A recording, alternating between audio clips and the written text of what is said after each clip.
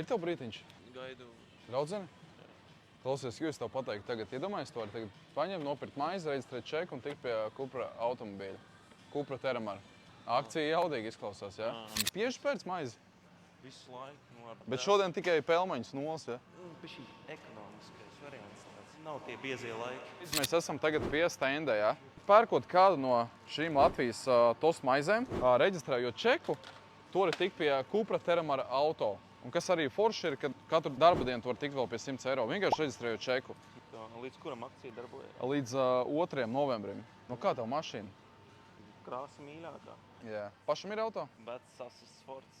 Jā. Nu klausies, tad dodamies uz salonu, jā? Nu, dodamies. Uzreiz no veikala līdz salonam, jā? Es taču šito paņemšu. Tu uzreiz ideāli. Davai droši pamēģini noskanēt šo QR kodu. Ir tā, un tagad spied uz maiznieks.lv. Dievadi savu vārdu uzvārdu. Aizpildi.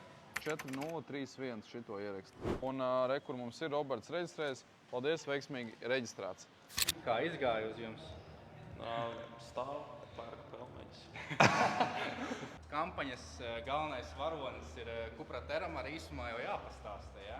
Iespējams, pat interesantākais, foršākais apvidnieks, bet es uzmanīgi izmantoju vārdu iespējams. Salons arī neatstās vienaldzīgu. Kad runā, pilnīgi patīkama skaņa. Nu, es pa centru ar šito būtu spīdējis un laistējis. Nu, tad tiekamies, jā, cerams. Visiem, protams, ir vajag novēlēt to veiksmi. Ir to vērts noriskēt. Robčik, arī es tev dodu no sevis. Paldies, ka atveltīji savu laiku pērkot pelmeņus. Sveiciens draudzē, kas mašīnā gaida cītīgi. Tā kā, jau apsveicu tādā ziņā.